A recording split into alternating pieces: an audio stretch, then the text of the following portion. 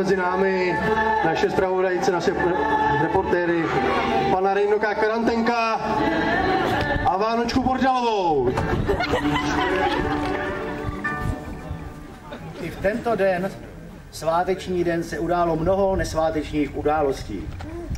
Včera zemědělci na Vysočině díky počasí, které jim letos mimořádně přálo, dobojovali svůj každoroční boj a sklidili i poslední zrno. Nejedná se o ječné zrno, nýbrž o zrno pšeničné. Za zemědělci nezůstal stranou ani těžký průmysl. Naši horníci se zrubali tak, že dotěžili celý lov. A nyní zprávy ze vsi. Pro ty, kteří to ještě nezaregistrovali, tak před mnoha a mnoha lety se narodil v roce 2009 v místní kapličce Ježíšek. Každá slavnostní událost, tím více narození, se musí řádně oslavit. Jak se o této události dozvěděla prezidentská kancelář, to je nám záhadou. Ale snad nám o to více poví náš reportér Evžen Hrozný, který je přítomen ve svatováclavské kapli chrámu svatého Víta. Přepojujeme. Dobrý večer, vážení diváci. Ze svatováclavské kaple chrámu svatého Víta. Jak se prezidentská kancelář dozvěděla o narození Ježíška, je nám záhadou. A proto jsme se na to chtěli zeptat toho nejpovolanějšího a už k nám přichází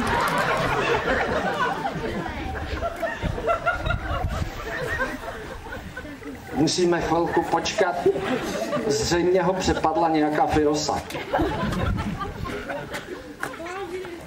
Pane prezidente, jak jste se dozvěděl o narození Ježíška? Vážený pane redaktore, vaše otázky jsou natolik blbé, že ne. A děkuji. Vidím, že v tom nebudu mít jasno, a tak se zeptám raději na něco jiného. Pane prezidente, jak se vám líbí korunovační klenoty? No, jsou velice pěkné. Hlavně to jabko. Ono je asi pravé? No, jak vidím, moc toho z pana prezidenta asi staneme. Nechtěl svůj odpověď opakovat. No, asi nechtěl. No, na chvilku vydržíme, než přepojíme zpátky do studia. Pane prezidente, ještě jednou máte nějakou poznámku? Popelníček by nebyl. Omlouváme se za technickou závadu, popelníček by nebyl a protože jsme se nic nedozvěděli, vracíme slovo zpátky do studia. A nyní měl následovat výčet tragických událostí. Ale musíme bohužel konstatovat, že kromě 3 svouknutých čepic dopravních policistů a jednoho zlomeného podpatku se nic tragického nestalo. A nyní velmi žhavá zpráva z našich hor. Máme informaci, že na horách padá sníh, ale i přes desítky reportérů vyslaných do terénu se naší televizi ČUM TV nepodařilo žádný sníh nalézt. Máme však jednu exkluzivní zprávu z terénu. Náš reportér nenašel sníh, ale mráz. Co taková potvora mráz dokáže, vám nyní ukážeme v přímém vstupu. Všechny ze Šumavy, Hrozný Evžen. Mráz jsem opravdu našel a připravil jsem si pro vás takový pokus, abyste viděli, co ta potvora dokáže. Teď si musím na chvilku odložit mikrofon, abych vám ukázal, že v lahvi je skutečně voda. Teploty spadnou tady na Šumavě až k minus 40 stupňům Celsia. My jsme si pro vás připravili takový malý test. Já v tuto chvíli naliji vodu do této... A nyní se ze Šumavy na chvilku, zhruba na 2 hodiny odmlčíme, aby jsme viděli, co mráz dokáže. A 2 hodiny jsou pryč a teď vám ukážu, co mráz umí. Uvidíte, až si odložím mikrofon, že voda zmrzla.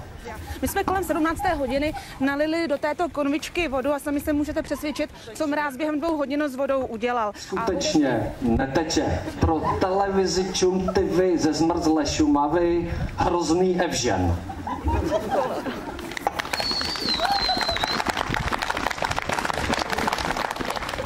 Sami jste viděli, co dokáže tato potvora. Vzhledem k tomu, že je toto vysílání v tomto roce poslední, pokusila se naše Čum TV o krátkou bilanci roku. Malým teroristům Bobu a Bobkovi se přes veškerá přísná bezpečnostní opatření podařilo pokácet májku. Našim ženám se v srpnu opravdu podařilo od našich mužů vyhodovat opravdu obří vejce. Přes velmi nepříznivé klimatické podmínky se podařilo našim dětem prošoupat kalhoty při prázdninově letním bobování a při silné mezinárodní konkurenci zůstal pohár biatlonistů v rodišti Ježíška. A při čekání na další zrození přilétající anděl nerozsvítil jen stromeček, ale zůstala za ním nesmazatelná stopa voňavých štrůdlů. A co říká na pečení štrůdlu náš kuchařský guru Láďa Tuška? Dokáže překonat nezapomenutelnou chuť a vůni? Dobrý večer. Hlásím se vám tady s novým receptem. Bude to určitě perfektní, jednoduchý a hlavně levný. Takže si tady připravíme perfektní knedlík, druhý a dáme ho do topingovače. Chvíli vydržíme, musíme vydržet asi trochu díl. Stále nic. Ježišmarja. Tak nám to asi úplně nevyjde. No nic, máme osvat teda pořádný knedlík, na ní si dáme perfektní švestku a máme originální švestkové knedlíky. Cena nás vyjde za jeden knedlík korunu, švestku si ukradneme u souseda na zahradě, takže nás to draho nevyjde. A tento recept nám zaslal Vetešník z Čihadel a je to ukázka z jeho Vaříme z vody, díl první. No pokud taky nesnášíte na knedlíkách tunu těsta, než se dostanete k ovoci, tak tyhle jsou pro nás jasnou volbou. A jak je naším dobrým zvykem v televizi Čum TV, máme pro vás připraveného borce nakonec. Je to brankář týmu FC Vrtule Bahno, Pepa Všechnochyt.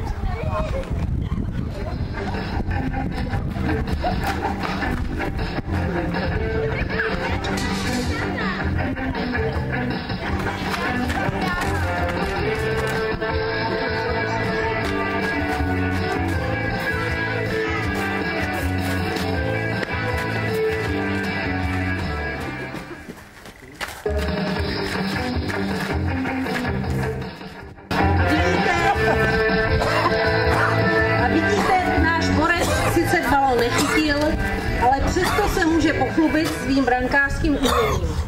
Podařilo se mu chytit rýmu. Prostě je to můj borec nakonec. A tímto se s vámi loučí Rejnout Karantén a Vánečka Bordelová. Děkujeme za pozornost.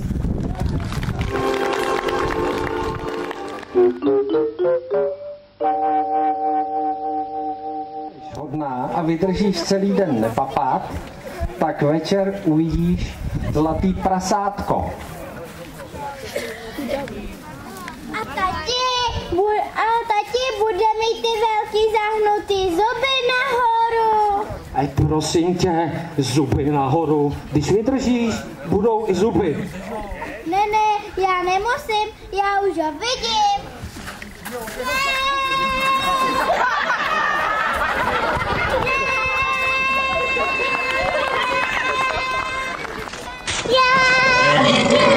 Užijte si ty pravé české Vánoce se vším všudy. Když je milujete, není co řešit. Tak jestli se pozdravili reklamu na Kopolu,